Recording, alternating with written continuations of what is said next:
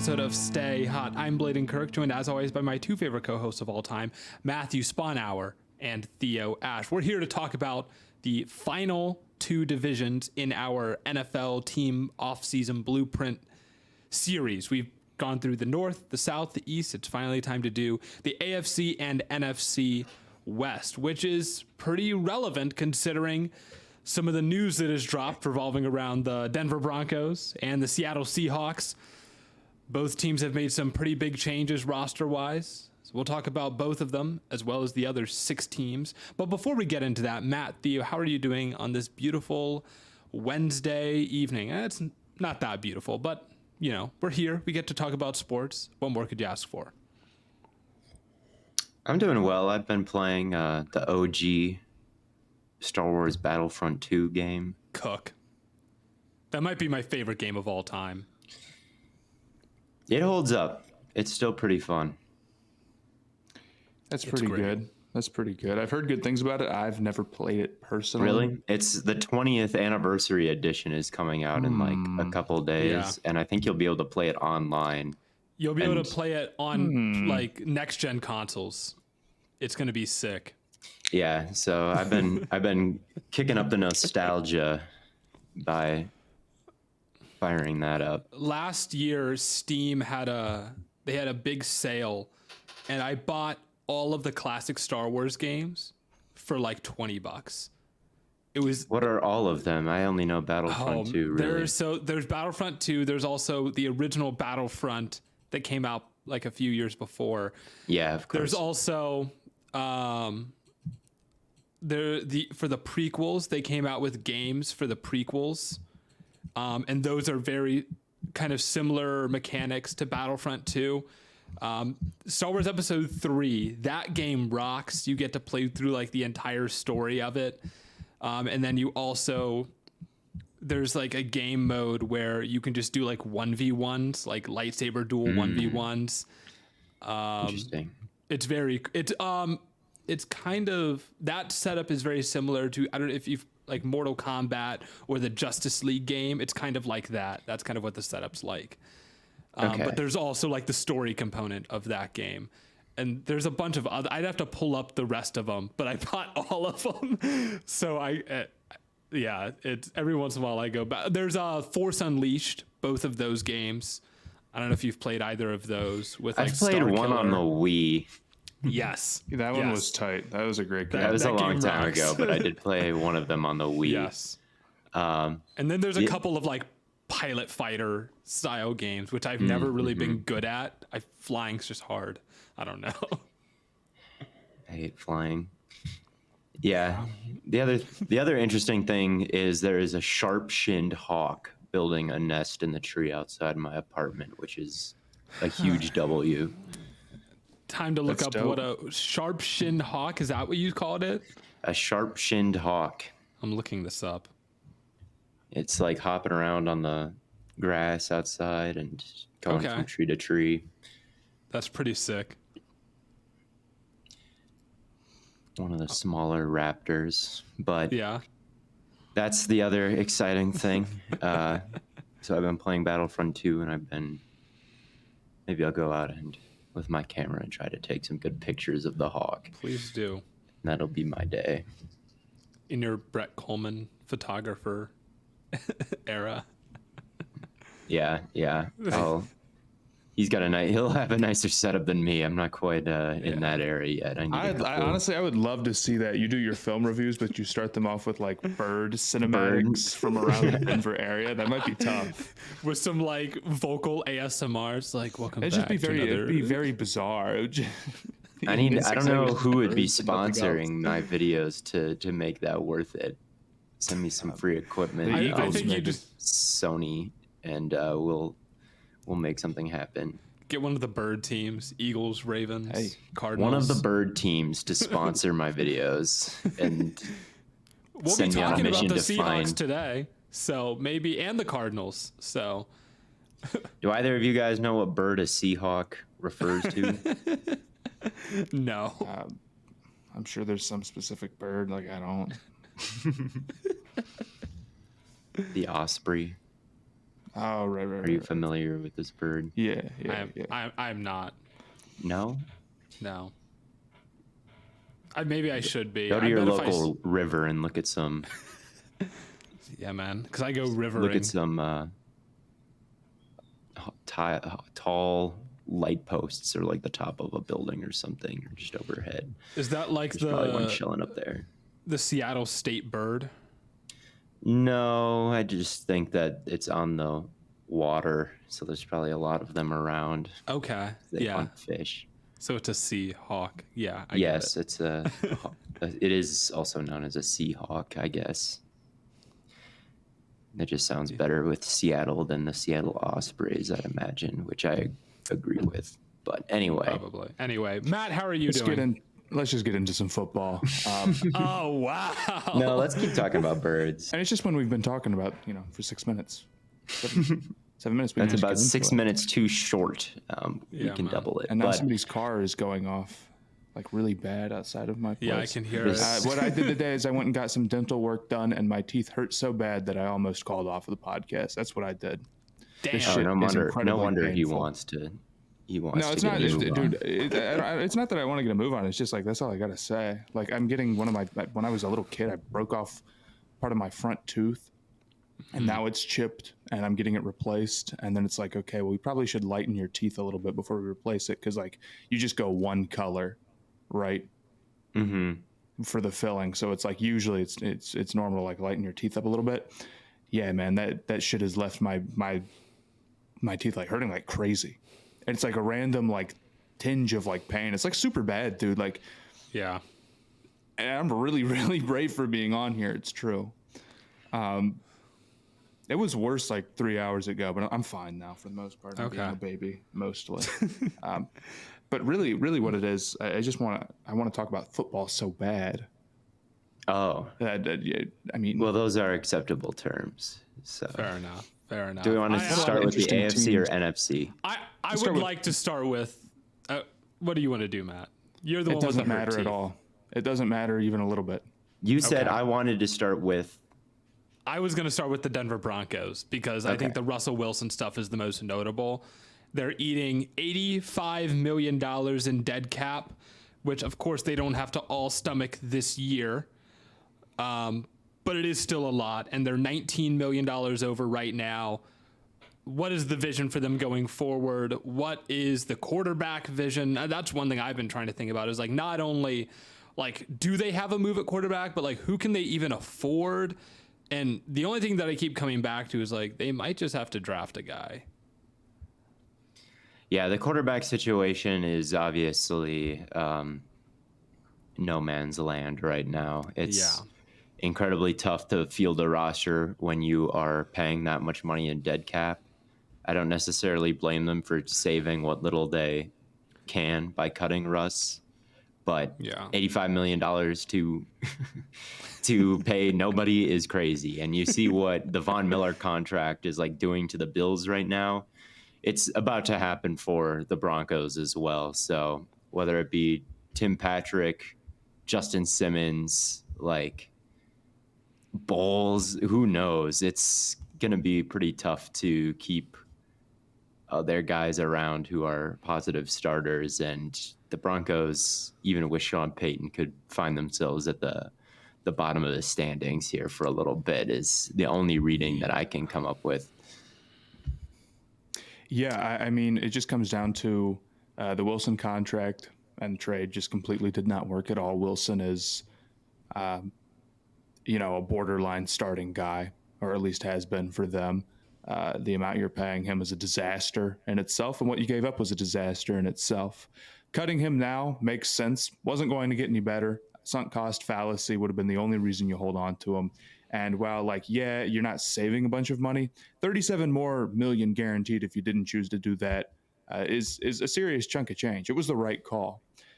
The other problem that the Broncos have, though, outside of that, which that alone is enough to just completely sink you as a contender, you can't make a move like that and compete, is their last off season where they were like, we're going to be kind of like a scrappy sort of, I don't know, what's a good example? Like maybe like a Tampa type team, or I don't want to say they made the same sort of decisions, but like in the sense, it's like we might be, 8-9 wins. We might be, a 7th seed. And like, that's great and all. And for some teams that works out okay.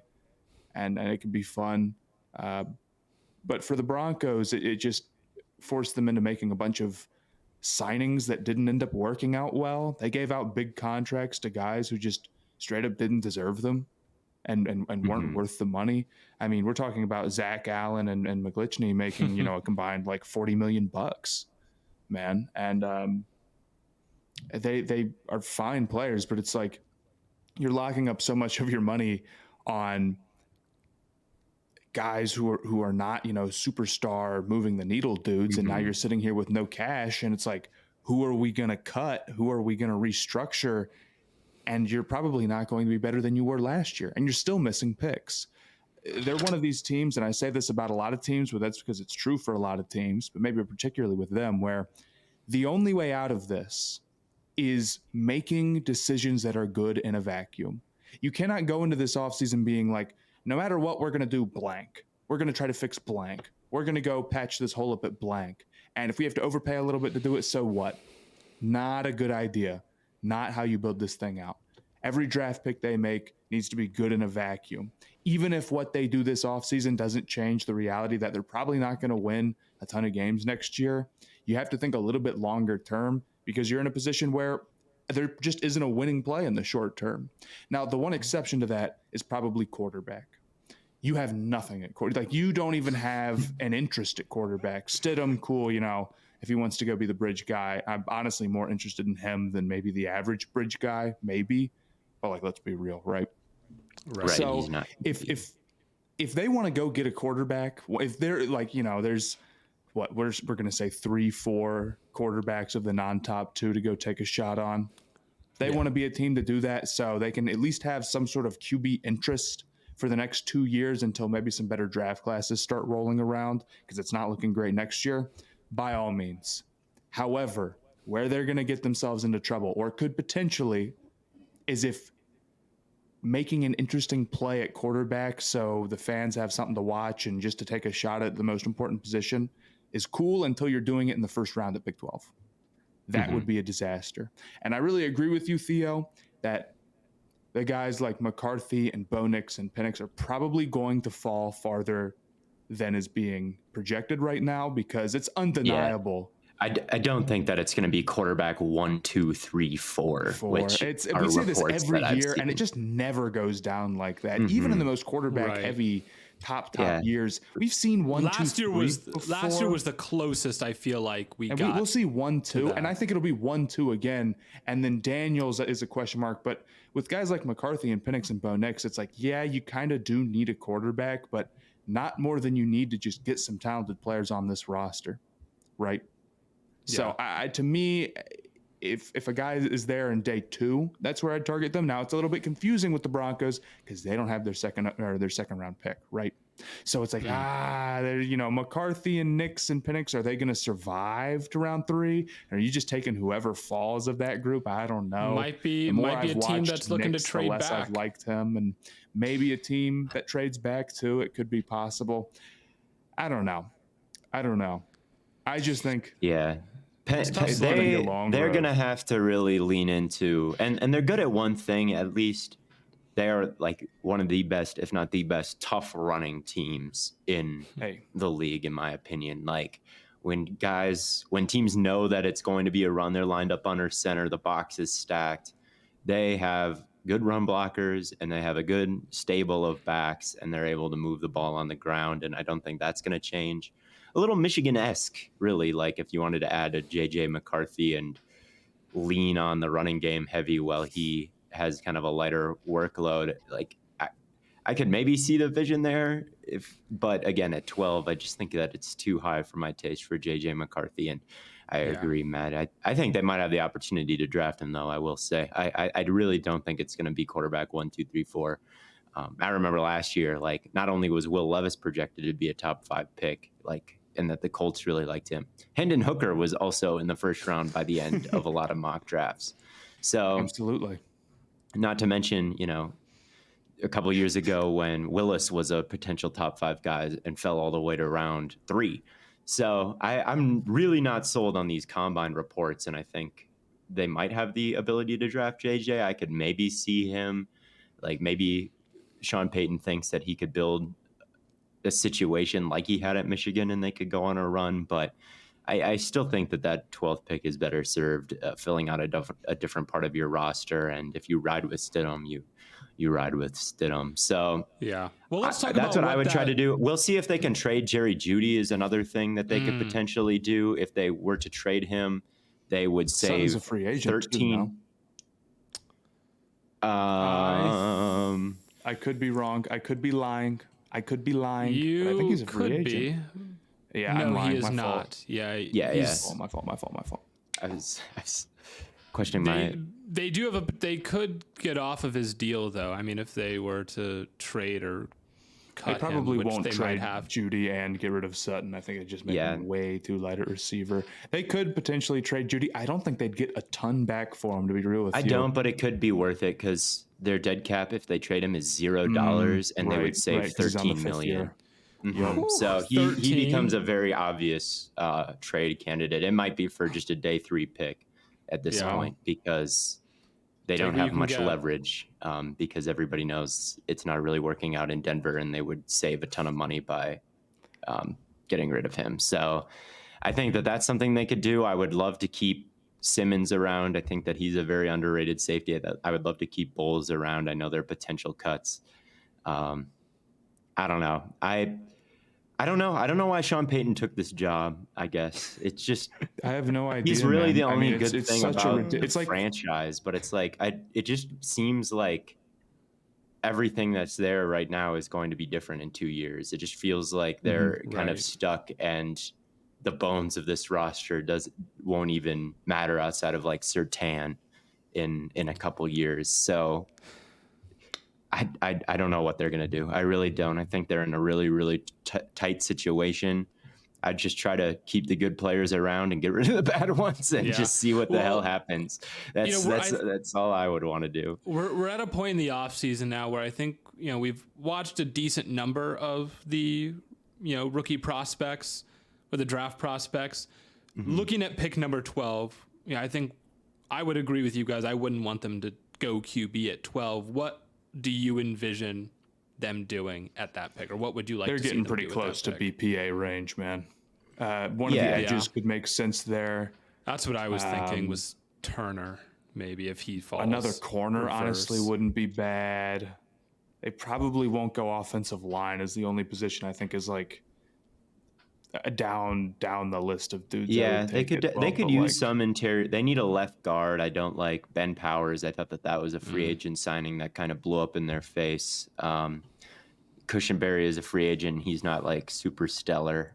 Right tackle and right guard are good. Everybody knows I like Quinn Miners, and Glitchy is fine because he's a good run blocker. But yeah, I could see interior offensive line. So maybe they like Fuaga, JC Latham. I could see if you move them in there. Jackson Powers Johnson. There are guys at 12, like you guys mentioned, corner, edge, receiver. I mean, everything. Their roster is not like they have any unit where the only thing I wouldn't see is they won't be drafting Trey Benson. A running back probably is not on the table. Yeah, but man, any other position, totally any other position, they probably aren't in the market for a tackle unless they cut Bowles. And whoever they, I don't know what their board looks like, whoever they like the most. But to me, I would definitely be interested in adding like a Latham maybe to put it guard. But I don't know. I'd be interested in adding DeJean. There's a lot of players that I like. So I don't care who they draft. Bowers, I draft him. They're definitely in a tough spot. I just remember for a lot of last year, and if you just look at like the full season metrics, their defense was pretty atrocious, except for like there's this one stretch of like 6 to 8 games where they lead the league in turnovers forced, and all of a sudden I was like, oh, their defense isn't so bad, but they were still giving up like a lot of yards, and they couldn't get pressure. Like they had no consistent defense. It's just they were forcing like 3-4 turnovers a game for like a weird stretch of time. Yeah, it was impressive that they turned the defense around after the 70-point game. I thought that it was going to be all-time bad, because it was all-time bad for like the first month and a half. But yeah, it definitely doesn't have enough talent that they could survive any kind of playoff run. You know, Right. like, Yeah. I guess they beat the Chiefs when Mahomes played like shit. So maybe, I guess you could hang your head on that. But no, they need all kinds of defenders at every single spot. So yeah, I think that it's the Russ trade is a mistake that's going to take a lot more than one off season, and I don't think there's too much to look forward to here in the beautiful city of Denver, Colorado, in regards to their football team. That I is agree. fair. We could move on to maybe a more bright and sunshiny and Herbert. green, and I wasn't talking about Herbert, man. I was talking about the Chiefs. The They defending just won the Super champion. Bowl. Did, I mean, if you I'd rather had have Herbert than 3 rings. yeah, man. This is the least delusional Herbert fan, mind you. What? Anyway, with the Chiefs, they're in a pretty good spot because they just won the Super Bowl and they have the best quarterback in the world, maybe of all time, or is at least in the fight to get there. Their big needs are pretty much offensive line and receiver. And their big decisions are Snead and Chris Jones. I'd say that for me, priority number one is you got to bring Chris Jones back. Snead is a good player, but another solid corner is gettable. You're not getting another Chris Jones. And without a real 1A on defense, you're not going to have an elite defense like you did last year. How you won is through having that top-tier defense and Mahomes. Now, they've picked their battles when it comes to keeping these dudes, and they got the Tyreek one right. But I'm not looking at this and saying they should make that gamble again, unless they could get, a ridiculous haul, I suppose. But even then, it feels tough. They're not that bad cap-wise, so where there's just no way they can get it done. There's some moves that can be made and some restructures that can happen, particularly with Mahomes and how much you want to do that. They're not really paying that many guys a whole ton of money, even though they don't have a bunch of space. But for me, it just comes down to getting Chris Jones back as the number one priority. And if they don't, I don't think they're going to win the Super Bowl next year. And if they do, there's a good chance they're the favorite. Outside of that, offensive line is starting to, maybe be a little bit of a problem. The interior is good, but we could use another tackle. And then receiver should probably be the number one draft priority. They're at 32. There's going to be a guy to get. And it feels like that's just there's going to be a guy to get at tackle too. Like those are 2 extremely deep positions this year. Like very good draft for them. Wide receiver and tackle, like it just lined up perfectly for the Chiefs, and maybe that played into their strategy. I don't know, but yeah, I think that they just won the Super Bowl. Their cap situation isn't too bad. I agree that Chris Jones is pretty much non-negotiable.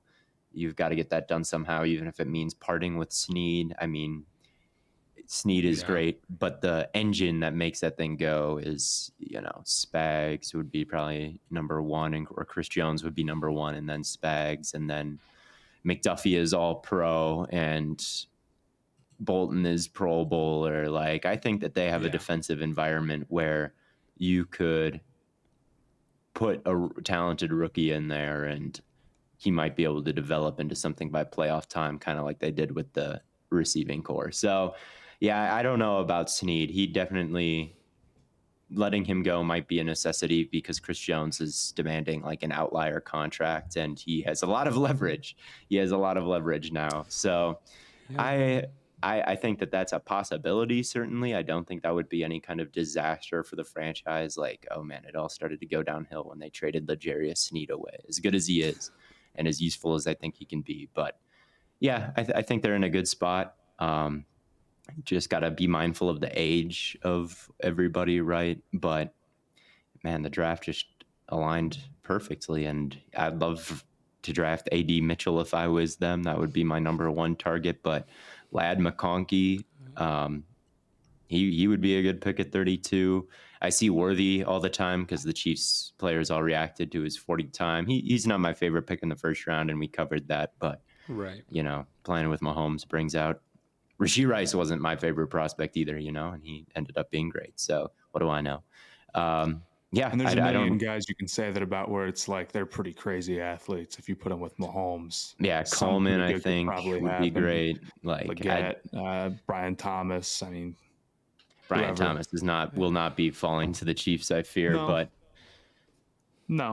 still, but one of these guys will. Maybe they could trade up like they did for McDuffie if he starts to fall, like maybe past the Cowboys. But yeah, I don't know. I don't really have too much to say about them. Yeah. Do you think? I wonder if they'll cut Jawan Taylor, but I don't know if they will. Jawan Taylor, I mean, how many times did he have like a bizarre penalty, whether it be the early on in the year, the offsides because he was lined up like 3 yards in the backfield? Well, he was the most penalized. Was he the most player. penalized player? Wow. Oh yeah. I think by a lot. So he must have been frustrating. I don't know if you're gonna cut him though, but it's tough. Yeah, it's so tough because he's guaranteed so much money. You probably could post June 1st and spread that out over the next 2 years if you'd like, and you'd save a little money this year and a little money next year. But I don't know why you'd do that, though. I don't think that makes you necessarily better by any reasonable stretch. No, you could just bench him. But I don't know. But yeah, I think that it's add a wide receiver, a tackle in round one, and you should be pretty much all good. Even if you trade Snead, I think you pretty much should be all good. So yeah, I think that they're going to be in a great spot to repeat. They're not really facing too many major questions unless Chris Jones unexpectedly leaves, but I'm not projecting that. He is an unrestricted free agent, so anything is possible. Yep, I agree. But Theo, we will move on to Justin Herbert and the and the LA Chargers. And yippee for Justin Herbert. But if it was Desmond Ritter, he got you there, different. Matt. I can't lie. He got you there. That's different, obviously. Well, the Chargers aren't in exactly the best of situations either. What? No. But they have Herbo. Okay, so my favorite stat for them is they're paying $150 million to their top four guys, which is Khalil Mack, Joey Bosa, Keenan Allen, and Mike Williams. That is like 60% of the cap, and none of those guys are like top 10 at their position. Maybe Joey Bosa, maybe. How many of those guys play? How many of those guys play more than 50% of the season? They also all get hurt all the time, and that doesn't help. And then you just have no money on the field. And do they still have any dead money from JC Jackson? Because if they do, then it's like you can't really trust basically all of what you're putting your money toward. $20 million. Yet. So mind you, the NFL salary cap is what? 260, and we just listed off 170. So they have basically $90 million to build the rest of the team with. Is how you look at that. Not great. Not great at all, man. Now, the thing about all of those dudes is they're all cuttable. You can save about $20 million a piece from cutting them outside of Joey Bosa, who you would save 12. And you probably can't actually cut all of them without being like a horrifying team next year with just no edge rushers and no receivers. I'd cut one. But I'd definitely be thinking about I don't know, man. I could potentially part with both edge rushers too, in my mind. I don't know. I think that Joey was pretty unimpressive last year, and Khalil Mack is good, but he had 6 of his sacks in one game against Aiden O'Connell. I think that I'd rather keep I don't know, because they're going to be in such a good position to draft a good wide receiver. And I think specifically Odunze would be a crazy fit with the Chargers, just because that's the type of receiver that like would fit perfect with what Justin Herbert likes to do. Because I mean, he's tall and he's like a mix of Keenan and Mike Williams. Like Herbert would know exactly what to do with Odunze. So he would be a pick that I would like. I'd also like Alt at 5. I think I've come around on him and think that he's pretty damn good. Yeah, you've gone full 180 on Joe. I have Alt. gone full 180 on Joe Alt. The problem is I watched 2022 and then the Ohio State game, which was just not the best stuff to watch from him. And then once I watched more 2023 and then revisited the Ohio State game, then I started to see the vision way more. But anyway, I think, I don't know. I think that at least one of those, like, you could probably part with all of those players. Not all of them. I'd keep Keenan around. Yeah, I mean it's rough in terms of their contract situations, and it's just another team where you're starting from scratch, building around Herbert. It feels like for the most part, not totally from scratch. There's some guys on that roster, but there should be an offensive focus to get more dudes around him, and you just have to hit on your picks. Particularly, I think you should go with one of the top weapons at 5.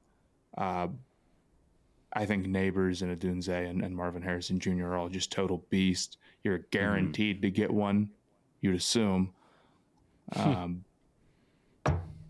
wouldn't be mad at any of that. You just don't get the opportunity to take guys like that all of the time, right? So that'd be my focus. And you don't want to go through another season where it's like we cut Mike Williams or we cut Keenan Allen, and then we roll into the season with like some other dudes who we signed. Mind you, they're $20 million over the cap right now. Yeah. So they've got work to do to get down to even, legally being able to field a team or whatever. And then you cut one of them, and then all of a sudden, like, Keenan Allen gets hurt. Your season's over immediately. I know they're probably not going to be that good next year because you look at the defensive side of the ball and it's like, we need shit everywhere.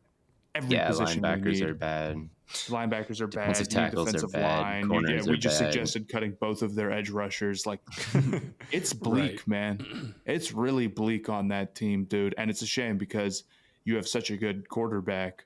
And head coach. You got just a crazy quarterback to waste all this this time and money on them. Harbaugh is going to commit fraud, turn the team around in a year, and then go to prison for it for the rest of his life. Could be. They will be getting a ring. I do think that obviously the biggest part is done, and that's checking the head coach box. I am very excited about Harbaugh, and we'll see about the passing attack, what Greg Roman is able to do. But they're going to have to fit the team or build the team out in a way that is very different than what has been built there in the past. Like, they're going to be pounding the rock. They're going to be running the football. They're going to be really good at it because every Harbaugh team and Greg Roman team is ridiculously good at it. And they're just letting all these great running backs like hit free agency. So I wonder if we won't see like a Derrick Henry, Blake Corum backfield and they just run all over people. I really wouldn't be surprised. Harbaugh does, like, another way to describe having that dog in him is like saying, I'm willing to die for this shit. And I think that Harbaugh's special ability is it's very clear that he would probably like sacrifice himself for football. And I think that kind of seeps into the whole team a little bit. And I do think that having Harbaugh around does give a big like physicality boost and like toughness boost to your stats as a team. It's like your Madden rating. It's like your coach gives you a boost. I do believe that it gives you a huge boost. Like, coach is willing to hurl himself into a volcano for football. Like, I think that the entire team kind of adopts that mentality when Harbaugh is around. Like, I'm really willing to die for all I had this. a coach that was willing to die for that shit. It's horrifying, man. I want my football coach. I think a good way to judge a football coach is like, would they make a good pirate captain? Because unlike the other sports, football kind of has this, like, you could die and it's going to be a street fight aspect to it. And I do think like Harbaugh would be a fire pirate captain. Same thing with Dan Campbell. I could see him being like king of the pirates. Like Shanahan, I don't know. Some of these offensive guys, maybe this Andy doesn't. Reid is going to be king of the Pirates. Maybe Talking about the Chargers and Herbert, and it just turns to nonsense from you, Theo. I hate to see it. No, I think that it's proof that if they're a good football coach, they would be a good king of the Pirates. And I think that's that's kind of a what self-fulfilling prophecy. I think that's what you get with Harbaugh is like you turn into this like physical cheating. See, this group is of why it players would that goes be. far This in is the why it would be playoffs. so funny if they don't turn it around, because then it's like, well, it's not going to be Herbert's fault. So No, it's of going to course have to be. It's going to have to be one of the ultimate Greg Roman. 180s of all. Oh, it's going to be Roman. That sucks, dude. He's going to get scapegoated so hard. Easy. It'll be the first time. This shit is It'll so be the easy first for me. time in league history where it is somehow not the head coach's or the quarterback's fault. They're both elite, and maybe the team would be ass. And what can they do? It Is it would be the potential first for time this? since the last time Harbaugh, Roman, and a franchise quarterback were all on the same team together, which was the Ravens, when it was Greg Roman's fault.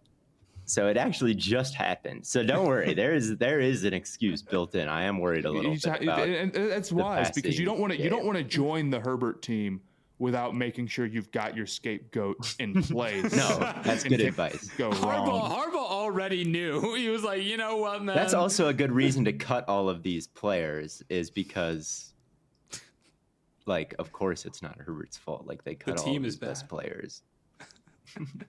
I do think, but What's he gonna do? Throw to Jalen Guyton? Like, I mean, is he even on the team still? I don't. I don't know, but I do think that you're gonna have to invest heavily in like different players than what they have been. I think that obviously they're bringing in Minter as well, the Ravens type of edge rusher who can kind of drop into coverage and, you know, maybe isn't like the best pure pass rusher, but is kind of a crazy athlete, so he can be a creeper or like close on, you know, unblocked space or something. I don't know. Maybe Patrick Queen comes over or something like that, like a blitzing tool. But certainly I don't think Mack and Bosa really fit those molds. And then, yeah, our new running back. I think So just Alt build the Ravens. is a possibility. Yeah, Right. I mean, seriously. I mean, build any Harbaugh team. That's what it looks like. You have a badass offensive line, like a badass running back, and then like a badass like kind of culture and defense. And it's never really been quarterback centered, which is interesting. But if they're getting like top 5 play out of the quarterback as well, I do like the pairing. I like Harbaugh and Herbert. I think that if you put those two together, there will be wins. But they're so far off. Like, I don't know and they're in the same division as the Chiefs. So I don't know exactly if it'll happen next year, but they're going to have to. It's going to look like a Harbaugh team somehow, some way. And they kind of have a certain aesthetic or a certain build. And Harbaugh will either end up with a Super Bowl or Both. in prison. Both. Ideally, both. Ideally, both. Well, that leaves one more team in the AFC West, which is the Raiders. The Raiders. I'm beginning to wonder if hiring Pierce wasn't actually the best move. Yeah, dude, I was thinking about this. It's like Pierce is the type of hire where it's like they were kind of competitive last year. So it's like, we're going to keep the interim around this time. But then you take a look at the roster. It's like, dude, the projection for next year is a disaster, man.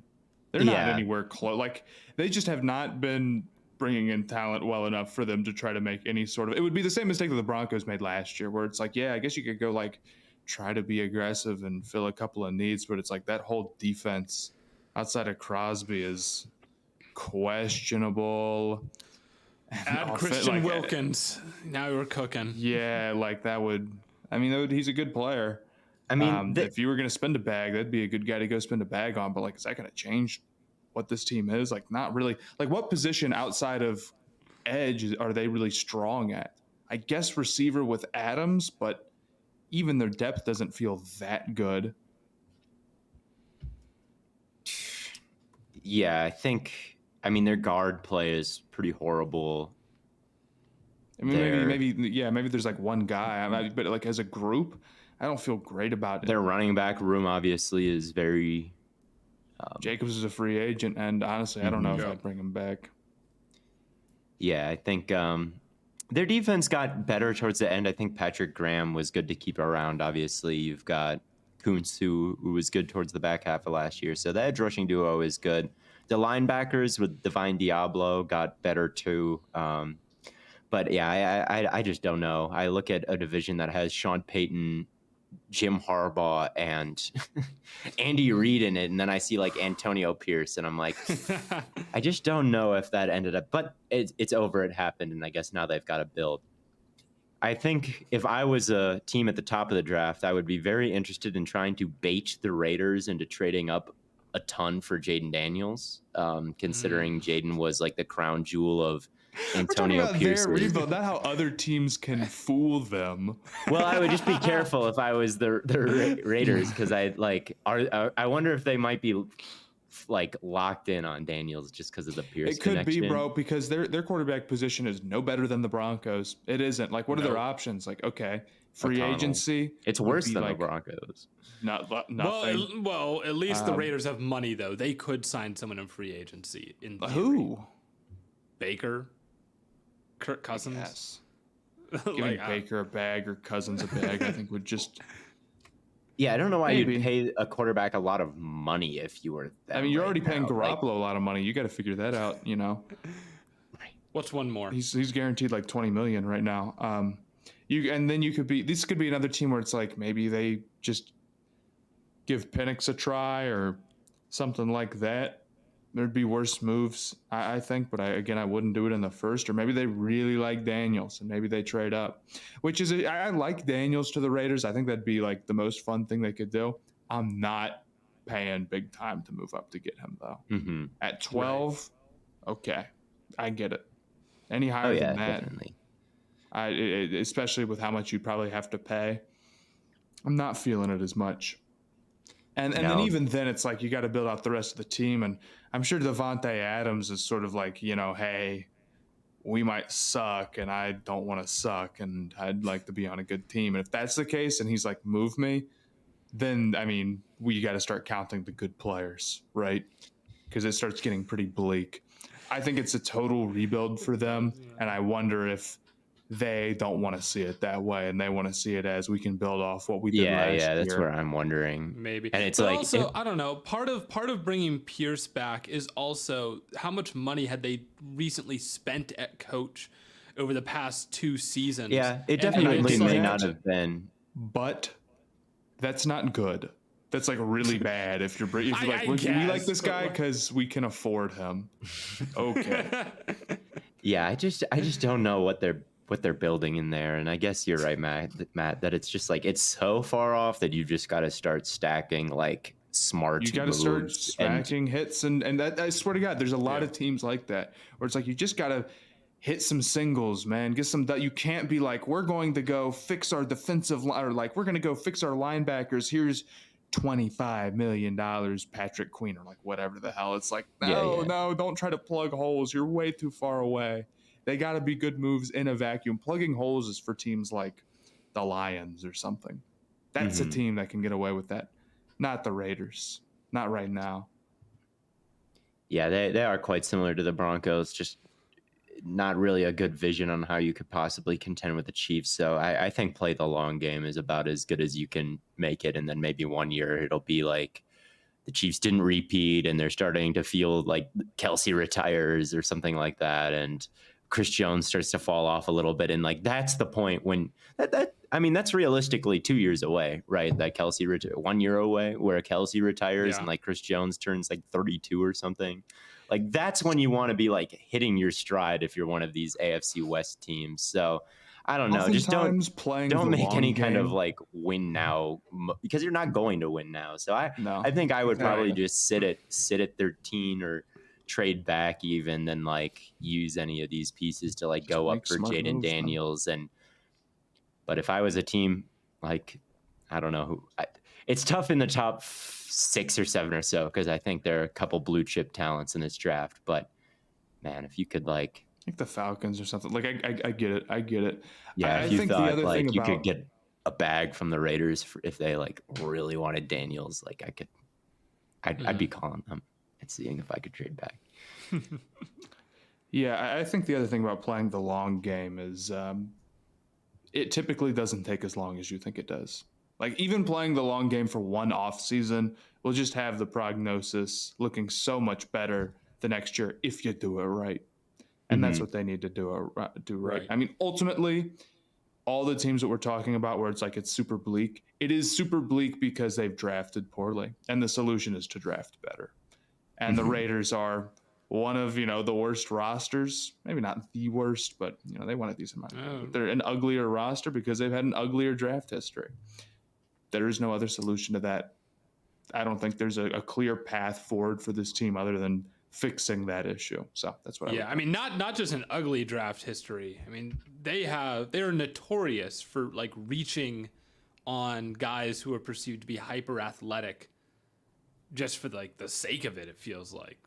I mean, their run of first round picks is awesome. the worst ever. Like, it's not the worst ever. Cleveland Browns. What do you know? I don't know, Justin man. Gilbert, this is pretty bad, especially with how it looked at the time. Like people liked Justin Gilbert, like when he got picked. No.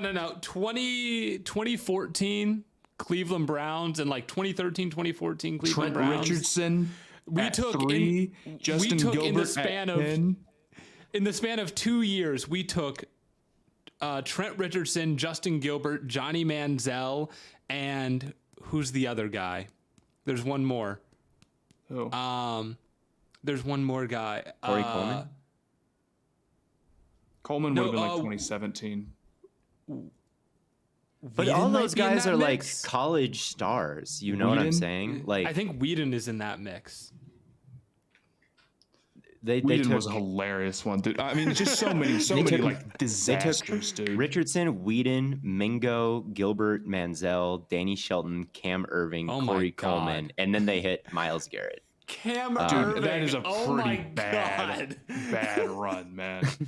I mean, all of those guys, like I think Danny Shelton was probably the best. Like he did go play somewhere else. I have Danny Shelton.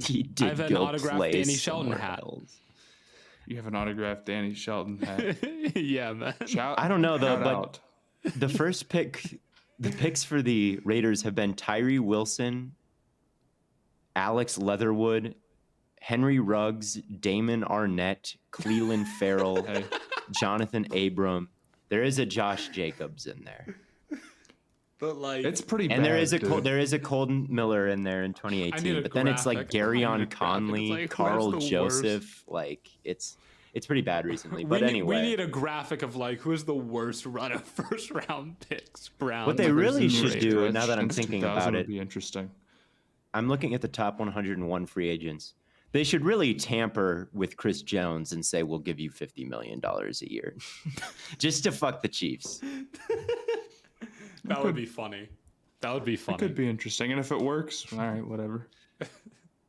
Like, give him. I mean, who else say, like, the money I will on? give it. Yeah, exactly. Like, I will give you legitimately quarterback $50 million a year. And just end the Chiefs dynasty once and for all. They're trying to save big time on their head coach stuff, though, that does not bode well for them giving out a bunch of guaranteed money. Chris Jones, I'm afraid.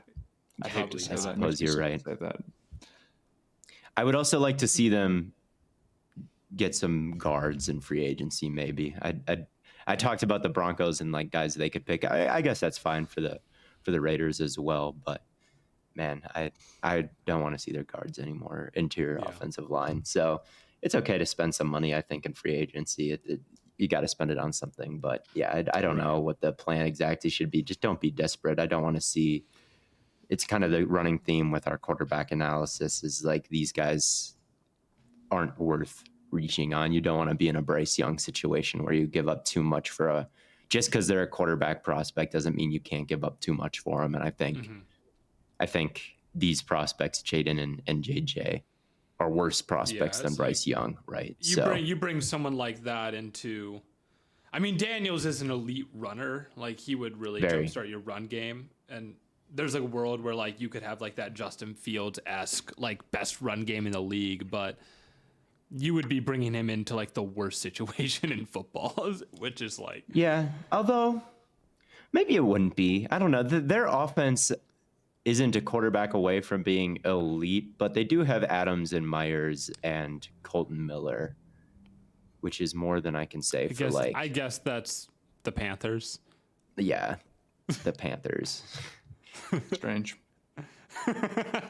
Strange. This episode of Stay Hot is brought to you by the spring cleaning champions over at Manscaped. This season, make sure to groom your carpets and the drapes with the leaders in below-the-waist grooming. Clear out that winter bush with Manscaped's new Lawnmower 5.0 and watch your confidence bloom like the springtime flowers. Embrace the season and join the 10 million men worldwide who trust Manscaped with our official offer. Go over to manscaped.com and use the code STAYHOT, all caps, all one word, for 20% off plus free shipping, because after I've started using Manscaped, I can say I have finally caught the spring fever. And of course, you hate making a mess. That's why they made this boy waterproof. Shave in the shower, in the bath, or even, if you really want to, in the ocean. So once again, go and get 20% off plus free shipping with the code STAYHOT. Again, that's all caps, all one word, at manscaped.com. That's 20% off and free shipping for the best below the waist grooming in the world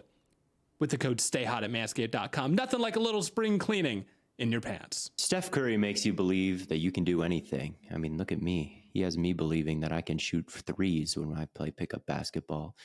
And the Curry 11s are specifically designed with ultimate bounce, grip, and stability to allow everyone to do their thing. New generations of ball players are coming up and showing the basketball world that the old rules do not apply. The future is exciting, fast, positive, and hungry. This NBA season, rock your favorite player and rep his shoes on and off the court. The Curry 11s are perfect for both the committed and casual ballers. The UA Warp Tech makes the shoe feel like it was designed for your feet, locked in no matter what you do on the court. Stop in your tracks with dual density UA Flow cushioning and traction, an emergency brake that you don't even notice.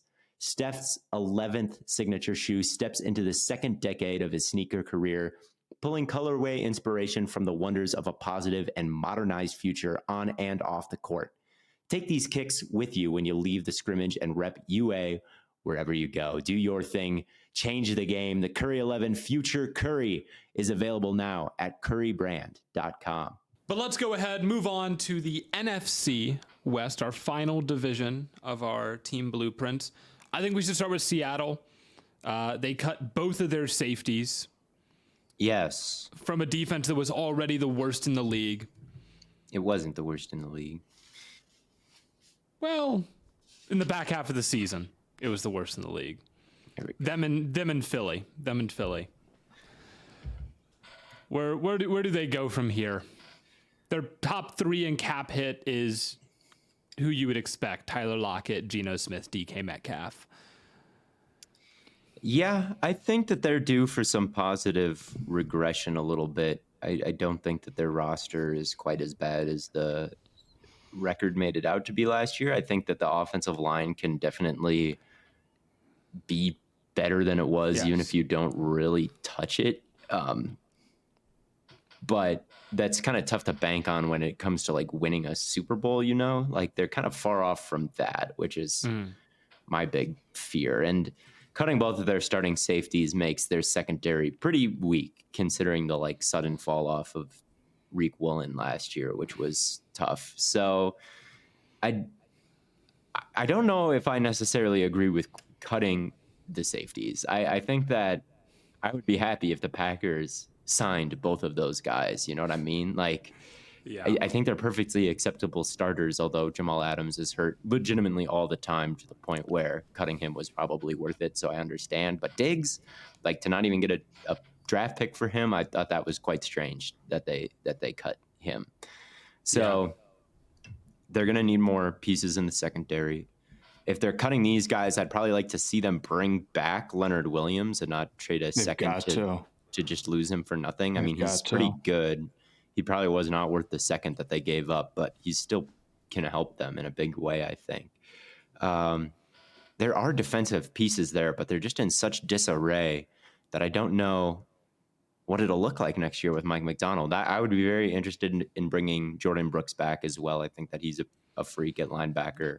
Yes. Yep. And then just, I guess, drafting a safety, I suppose, to go with Julian Love. I guess they had 3 good ones last year, so there's really only one there's only one spot that you could save yourself a lot of money replace. even if you filled it back in free agency. Safeties, solid safeties, are not super expensive. I think, and there's a lot of them mean, this year.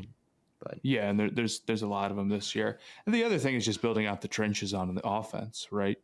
You know, if you feel like you have the quarterback and you've already invested in receiver and you're good at receiver, and you've invested at running back, it's like, okay, you should be able to have a top tier offense. And it's like, okay, the offensive line is shaky. Fix that, and then we'll know what do we look like with Geno Smith. What's our peak with him? Because I think Right. I think they could have a great run game. I think Ken Walker's fantastic. I think Geno can be a very good quarterback for them.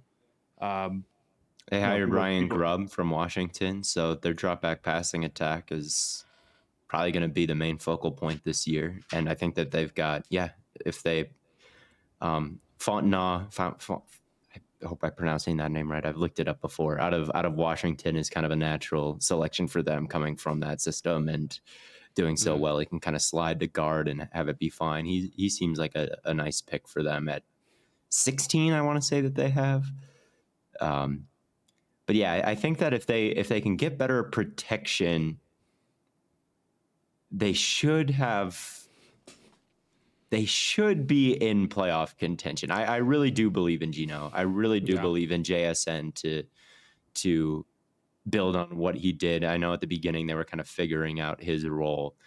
By the end, he was rolling a little bit more. So from 11 personnel, like airing it out, the only thing that's stopping them is like the interior offensive line play and hopefully the tackles being a bit healthier and you don't have to sign Jason Peters off the street at like 41 years old and put him against like Myles Garrett or whatever was happening last time. So I don't know.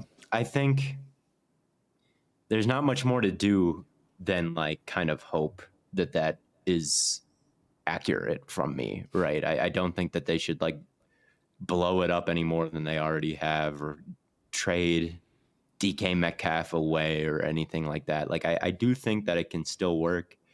And yeah, I think the trenches and now the safety, the secondary needs to be the main focus. Yeah. I completely agree with you with the offensive line, Theo. I don't know if they have to add so much to it just because so much of their issues last year was just like their guys were hurt. Their tackles were hurt like the whole year. Because the year before they had 2 rookies out there and we were like, oh, damn, their tackle play is actually quite good. And you expected that to continue to be the case this year, but they just got hurt. So I would be honestly pretty fine running back the exact same offense that you had last year. And then if you want to bring in a guy to kind of fill up that guard spot, you can. But yeah, the tight end position is also going to be a bit of a weird one. They've got Fant, who is a free agent there, and they also have who else? Parkinson is going to be a free agent there, so I could see them maybe looking to highly upgrade that position. But man, it's tough when you have the 3 wide receivers that are all there. Like you probably are skimping on the tight end position a little bit, I would say. So yeah, I don't know. I think Mike Macdonald, like, go get your pieces. I don't know exactly what those would look like. a Ravensy type of player. I don't know, someone who is a versatile piece along the front seven. I wonder if they would go for a guy like Queen. I would probably caution against it.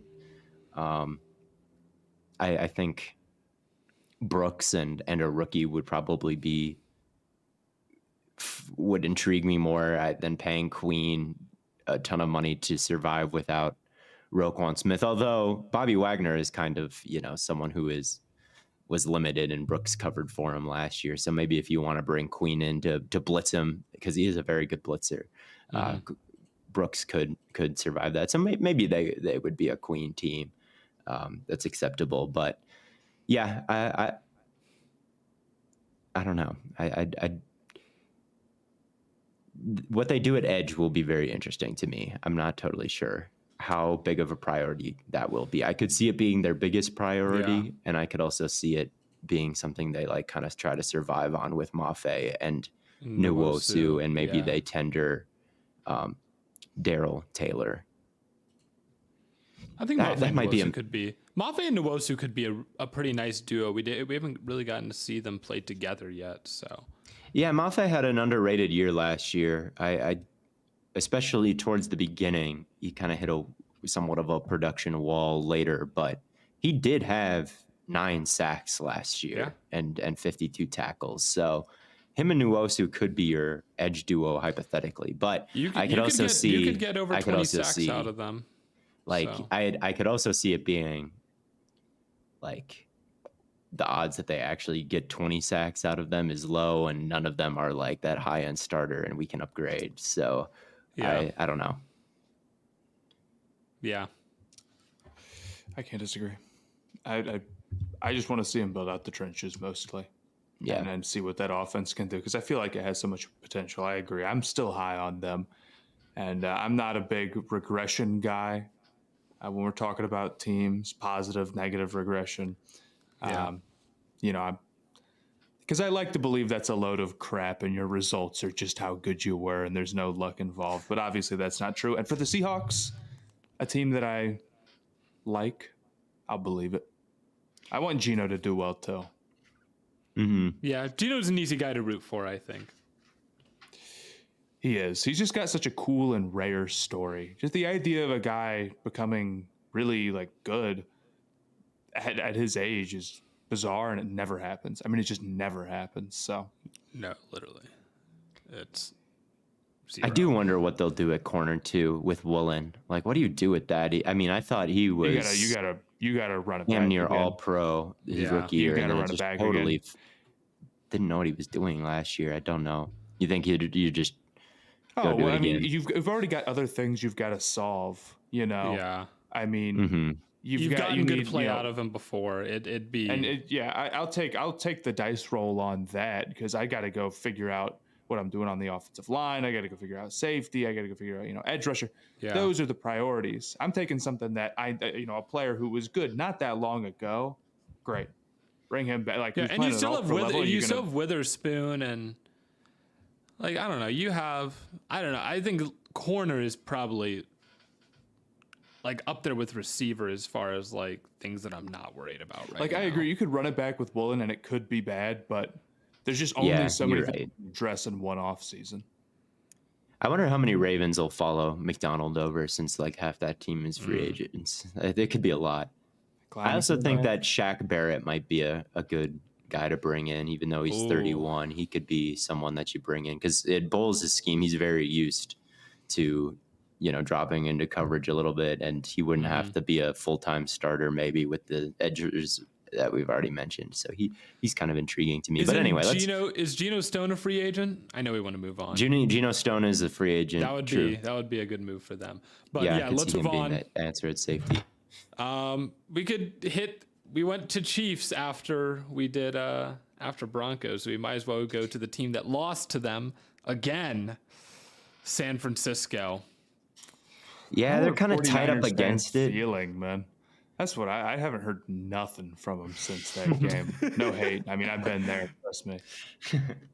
They're kind of tied up against it. They've given up a lot of draft picks over the last several years in the Trey Lance trade, and getting Chase Young and getting Christian McCaffrey. Like, it's been a lot, but they're not in a terrible position. They just need to get serious about the offensive line, really. I think that I think it will be possible to bring Chase back on a 1-year prove-it deal. I don't think his market is going to be crazy, considering there wasn't a huge trade market for him, and he didn't necessarily prove that much when he was on the 49ers. So this idea that he could leave in free agency and get a bag doesn't really make sense to me. I think that would be something that would be tempting to me if I could sign Chase Young for 1 year, 10 million to 10 to 15, maybe.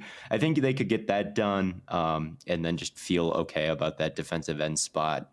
I'm wondering what they'll do with Dre Greenlaw, though, because you could save some money cutting him. You got to plan not to have him at the minimum. How much could they save cutting him? $6 million, I think. Yeah, I think you keep him around for that. You do? Right? Okay. Maybe restructure him and be... What likely you have to do is once you have to pay Purdy any amount, this shit is over, right?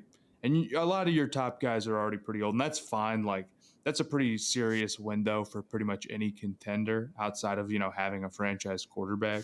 Mm-hmm. So we got to look at this thing and say, we were right there. Offensive line needs to be addressed. We might have to think, what are we doing at the other linebacker position? Because Greenlaw is a huge loss, and Oren Burks is not very good. Right. And then who's also a free agent, I believe. And then maybe you need another corner. That's another spot you could look. Yeah, definitely. It's not a ton of things to address. And to my knowledge, the Niners have all of their picks, maybe even a little bit extra. They wouldn't have their third, right? Because they traded for Chase Young. Maybe they have a third from someone else. I think they have a third from someone else, maybe. And they have a comp pick. They do have their own third, it looks like. They have their first, their second, their third. They have a comp pick in the third. You're right, Matt. They have Dallas's fourth, and they also have their own fourth. And then they have a couple sixth. Okay, yeah, comps. they have a good amount of ammo. So they have ammo. They have a shit ton of picks. Oh my god. Yeah, they have a lot. Yeah. So they're not in horrifying shape. And if you get aggressive with the restructuring, you can make the money to bring back the guys you need to bring back. But if I'm the 49ers, I think nothing short of Rams level aggression.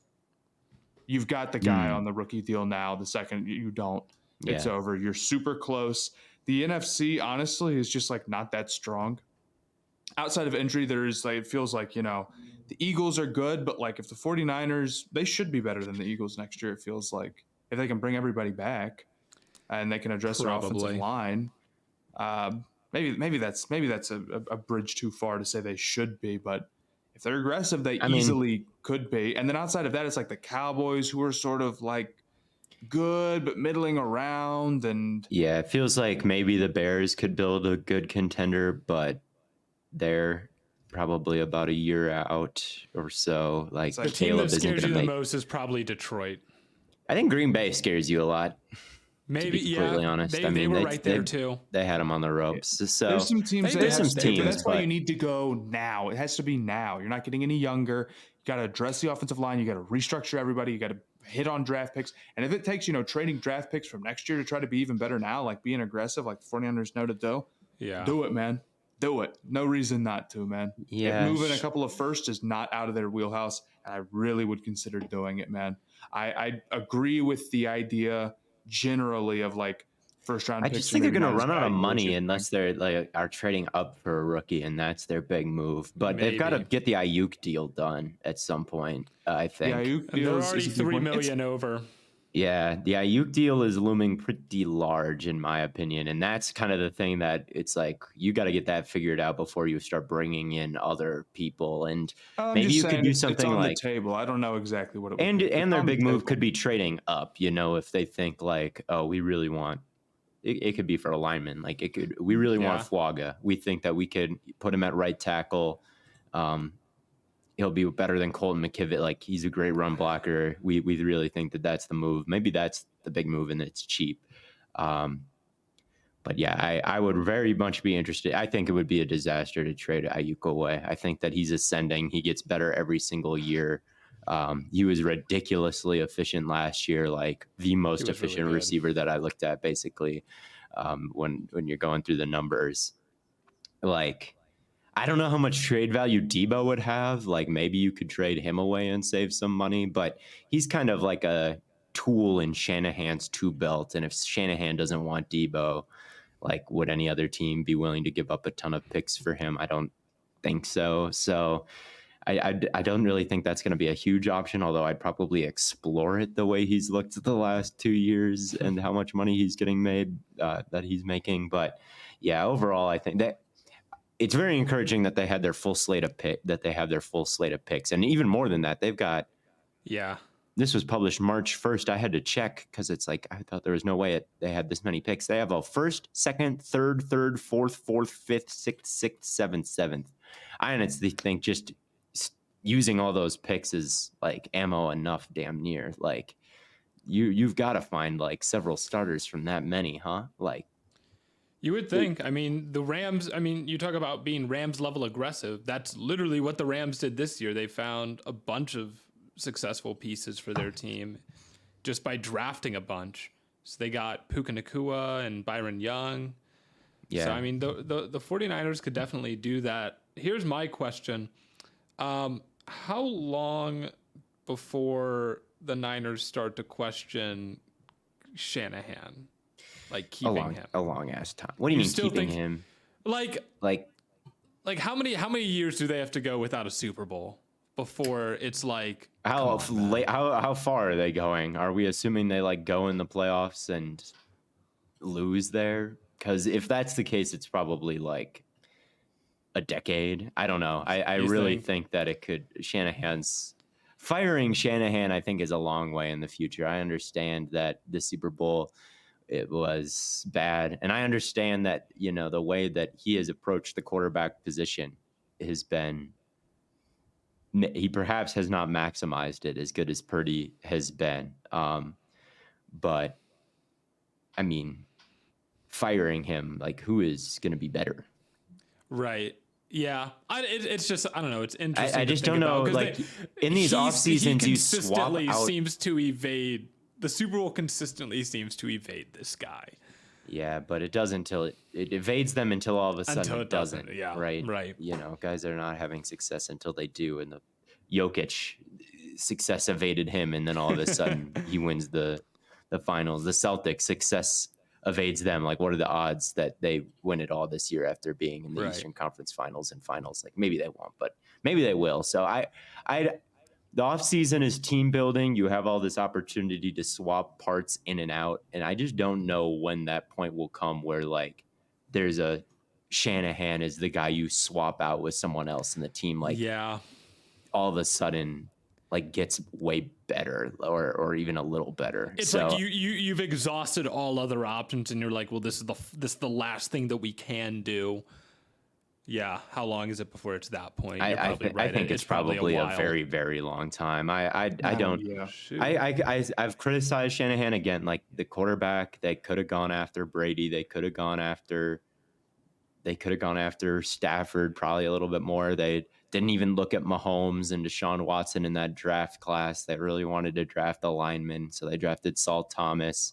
Like, Shanahan has, like, deserves criticism for all of that stuff, but is it worth firing him over? Like, it's kind of what's happened has happened, and he's the best schemer out there still.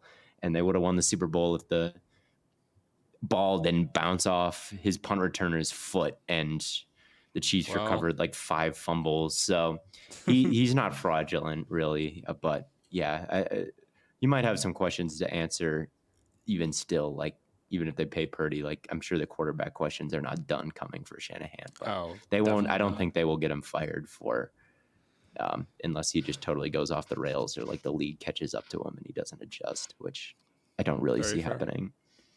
Very fair. Well, we got 2 more teams to hit, the Rams and the Cardinals.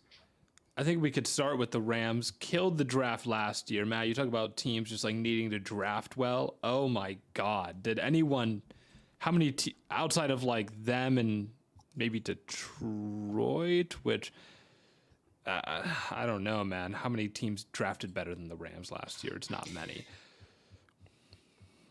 Yeah, I think that they're on a pretty good track because of that. Yeah, there's nothing too drastic that they need to do. I'm going to take a look at who their free agents are, and we They're can kind maybe. of like not so bad. Tampa, but instead of Baker, it's Stafford. It's like I don't know if this thing's going to turn into a Super Bowl team, but you already won yours, and it's just like just keep building this thing out. However, and see what goes down. Honestly, they're a competitive team. It's a good time, and again, you kind of already maybe past your window a little bit. Yeah. And their ceiling is higher as long as Stafford is playing pretty good ball. So I think it's more interesting. They only have like 5 players on their roster who are paid more than $5 million, which I think is funny. It's man. super, super top heavy.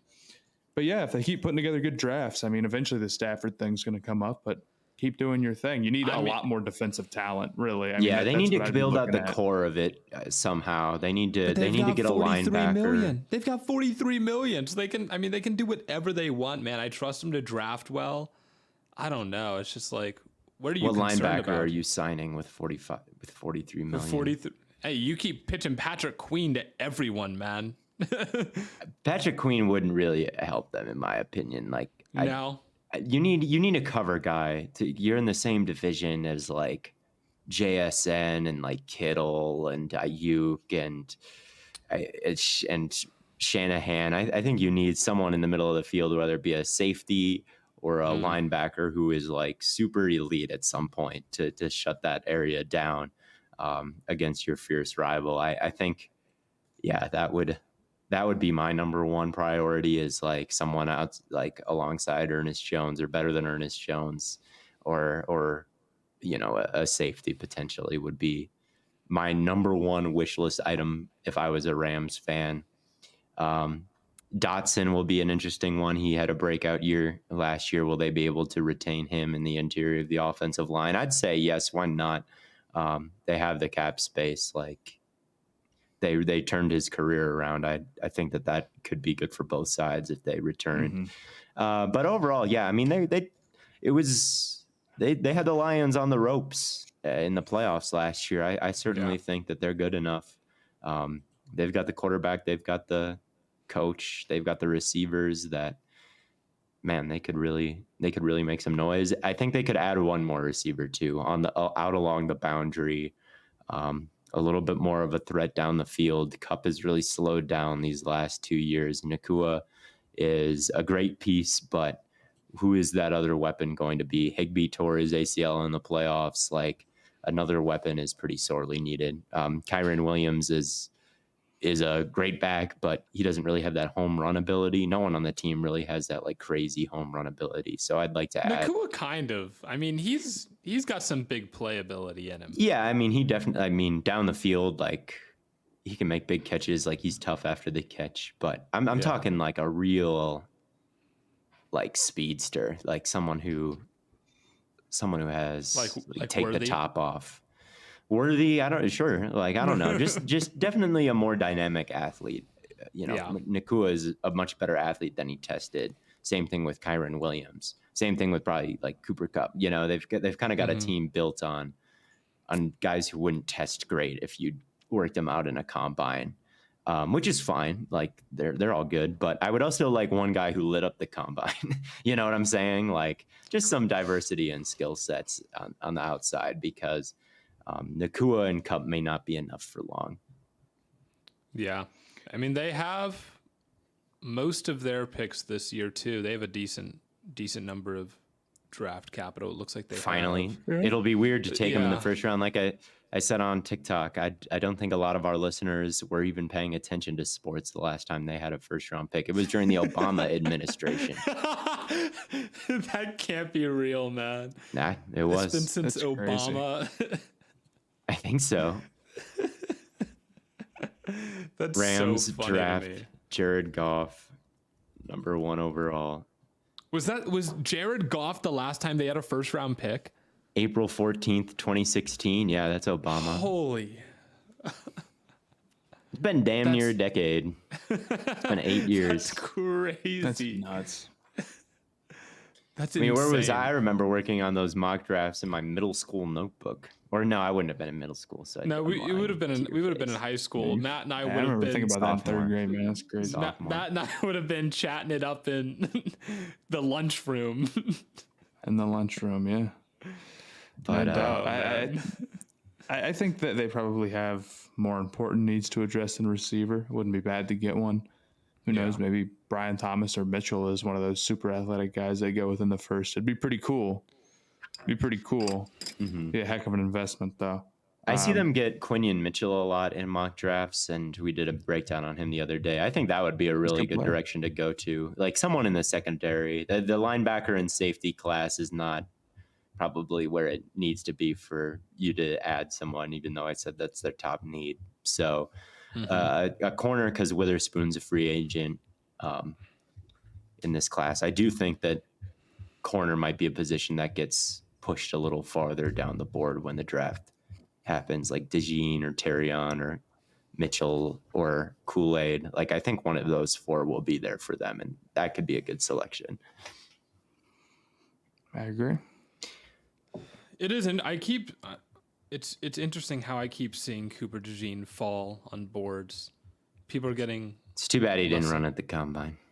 Oh, man, I think he rocks. I think he's so good, but I've got to watch more. I do like him off that game that we watched, but we did just we got to watch more than just the one. But yeah, I think that he'd be a good pick for them. I do. So. Yeah, let's talk about he falls to Green Bay though. They're in a good spot, and then let's talk about the Cardinals. They're a team that came to mind, Matt, when earlier you said it doesn't look good for you until all of a sudden it does, and now all of a sudden they've got 2 first-round picks, got a real shot to land like a Marvin Harrison type, bunch of money. Wide receiver is the biggest need. I think that's where number 4 should go.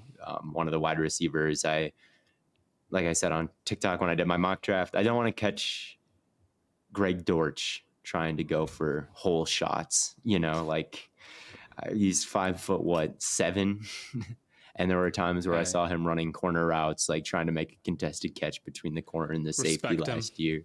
He's good. I like Greg Dortch, but as an outside weapon, there needs to be some size. They have the smallest wide receiving core probably in history right now. It'll be interesting to see if they bring Hollywood Brown back. I say you might as well. Like, what else are you going to spend the money on, I suppose, especially this wide receiving free agent group.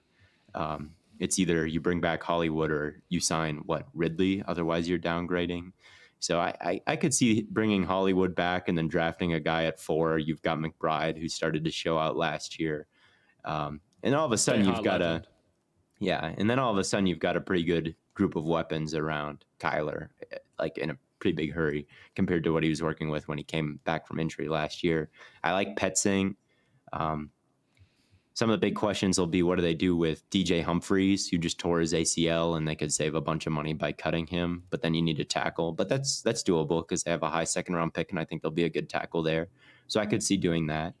Then it just comes down to add talent on defense anywhere. Budda Baker's another big question. Yeah, I agree. Do you think it would be worth it? They're at 4 right now. Do you think it would be worth it to try and call the Patriots and see what it would cost to move up to 3 to get Marv as opposed to Rome? Nah. I just don't know why the Patriots would move down 1 spot.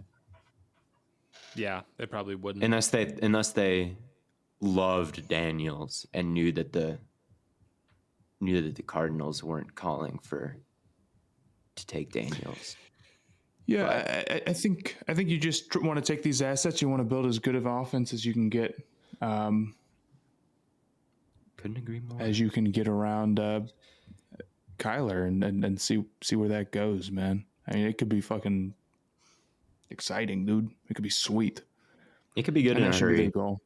Yeah, and I mean, their defense is way more concerning because you look at the front 7 and you're like, "Wait, what have we got here?" Like, this is still a total rebuild. I know they took BJ Ojolari last year, but man, they need something badly up front. And I would probably keep Buda Baker around. I still like Buda Baker. I do. I think that he's only 28. He's super instinctive versus the run. Good positioning when he's in zone. Like they usually keep him in a position where he's not running around in man.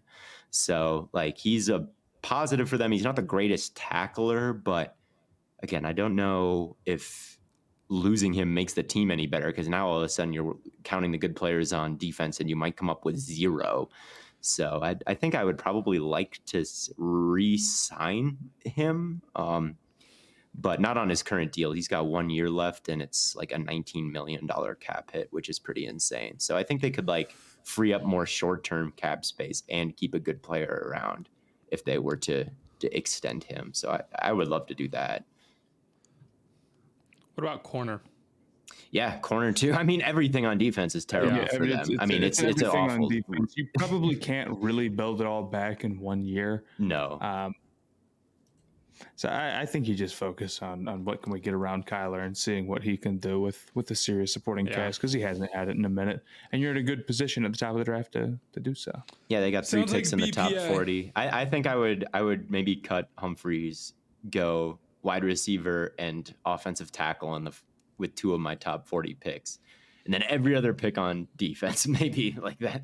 That might be my general strategy with rebuilding the Cardinals. But yeah, they're young. They've got the entire, like, this is the fun part. Like last year, they ate their vegetables this last year. They avoided being the dead last team in the league, which isn't a great thing because they could have traded back for a haul, but they did it. And they didn't all get fired because it was such a disaster after 1 year. Like some were suggesting when they hired Cannon, like this is going to be one and done or something. So yeah, I think that this is the fun part. Like who are your guys, and they've got plenty of ammo to add them, so it should be pretty easy.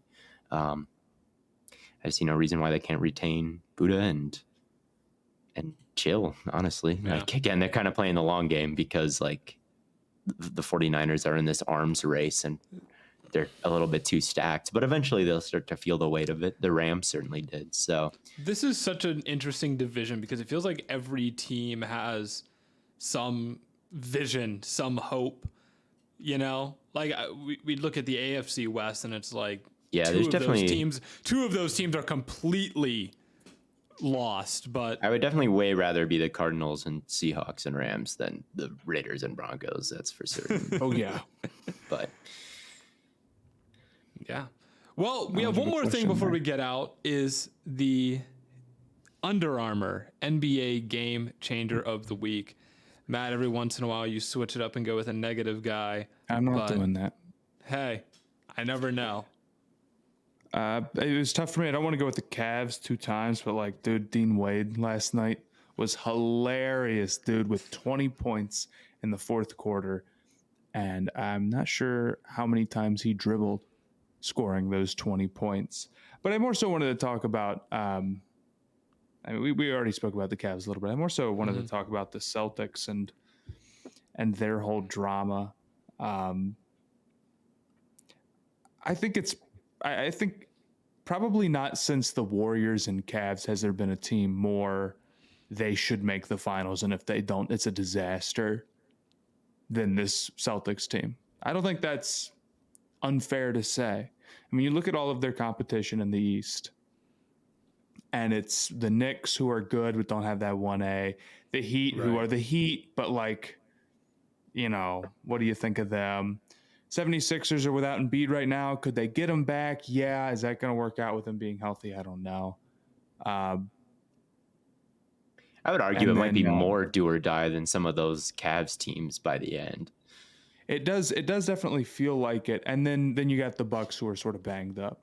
Or not banged up. They're just kind of older and they've got the point of attack defense problems, even though they've looked pretty good recently. 6-0. Feels like you should beat all of those teams. And you have like a legendary team right now in terms of just like net rating and how good you are in the regular season.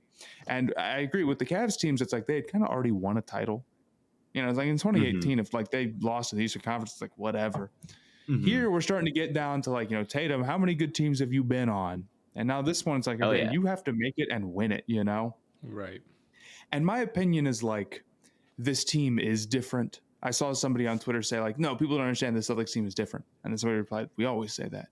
They said, yeah, but like this year they're a totally different end. It's like, yeah, that's always true, and it never works out. Also, I don't really remember fair. that being said about the Celtics teams of the past that much. Like, was it? I don't know. I guess that it's always been Tatum and Brown, right? But this is the first year that it's like been like it's very significantly different. Like they have Porzingis and Holiday and Holiday. Derek so like it's never been this different before. Like, why would it be the same? Yeah, so it's just interesting because there's been this whole Luka Tatum conversation, and I've wanted to chime in and be like, guys, it's Luka. Luka's better, but it makes me nervous because I kind of think the Celtics are going to get it done. And then even if Luka is a better player, if Tatum wins Finals MVP, that's not the side of the conversation you want to be on in that moment. But I think they're going to make the Finals. I think it's going to be against the Nuggets. I think the question is going to come down to how consistent can Tatum be in that Finals, because you're going up against the ultra consistent Jokic. Mm-hmm. And if you're Tatum, you've got the advantage of, our top five, our starting five is some of the best shooting and two-way, and everybody can dribble, sort of a well put together lineups ever. Maybe it is the best in the NBA ever, just in terms of like, you could go compare it to some of the older rosters that were probably better, but they didn't play in this era, so they just like the baseline wasn't as high. Probably those Warriors lineups were better in just pure talent, but I was talking like well balanced, well built. It's right up there. It's no exaggeration. So it just comes down to that consistent with Tatum, and it is a shame. Last night I was watching, and you get him one-on-one with Garland. You need a bucket. It's like, dude, that shouldn't be money every time. 5 out, it's like you versus Garland, and he settles for a long mid-ranger. And it's like, dude, he's been so good getting to the basket. It's like he just wants to. He needs to lean more on that portion of his game, in my opinion. He will be under more pressure than a superstar. He has the most pressure on him than everybody. The only thing that could prevent them from losing the Finals is if it's revealed that he's not actually a top 10 player, and like the Nuggets have that, like the best, almost like a that or injury. I agree. Injury. Almost like a 49ers Chiefs thing, where it's like one team is stacked and then the other has like the best problem. That's a very That's interesting. That's a very good point. So that's a very good point. I like that take. Tatum needs to beat the Brock Purdy allegations. No, but we don't mean to quite like that, guys. No, but in a sense, like in sort of in a way, like one team is this super team, but they don't maybe have a top 10 player in the league. Like that's and the other guy. I think Tatum is top 10 regardless, but the top if he loses 10 to the like finals, I don't know. I'd have to. I think that's why it's just under so much pressure. I think is like the only thing that could prevent them from winning the finals is that there is just a huge gap in who the best player on the court is, like a huge one, right? And that if there's a small gap between Jokic and Tatum, if it's not that big, like the rest of the Celtics, you'd have to think like what you're talking about, like how well balanced they are and like the depth that they had and like how well built they are. It's like the only thing is if like Tatum is not in the realm of and it kind of falls on Brown too, though.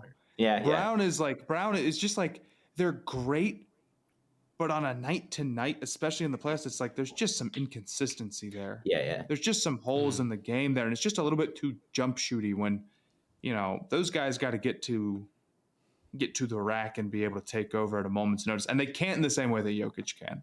And that's a high bar. But can you do it enough to get yourself a title with a super stacked roster? We'll see. But my game changer of the week is Dean Wade. That was a hilarious fourth quarter if you saw it. I did not. That was a money dig. A little Corvery almost. Dean Wade segment where we just talked about this stuff. Well, we already talked about the Cavs last time, so that's not my fault. Yeah. And he put up 20 in the fourth quarter, and they won. They made like a 20-point comeback. It was ridiculous, dude. And it was all off like, just like cuts and just pull up threes or not pull up threes, just catch and shoot and whatnot. So it was a great game. You got to shout out. But that's all I got. Theo, your camera angle has been so disorienting this episode. Is your whiteboard like falling? Nope. Or He's Jesus, leaning over. man. It's just, I don't know. It's, to me, it just looks like it's falling, like it's like hanging slanted down, but I don't know. It's just the camera angle then. It's just been like throwing me for a loop all episode. I keep looking at them like something's going to happen. We're going to hear a big bang and it's going to be over. No, But it's not. no, it's not. But thank you all so much for tuning in. I'm not doing it myself. Staying up and staying hot. No, nothing. All right, man. Well, thank you all so much for tuning in to another episode of Stay Hot. We'll be back with another episode at the end of this weekend. Record Sunday, it'll come out Monday. We'll keep doing our Tuesday prospect live streams. The last one we did on Quinion Mitchell did quite well. So thank you all for tuning into that. We'll keep doing those. And as always, until next time, we will catch you on the flippity flop.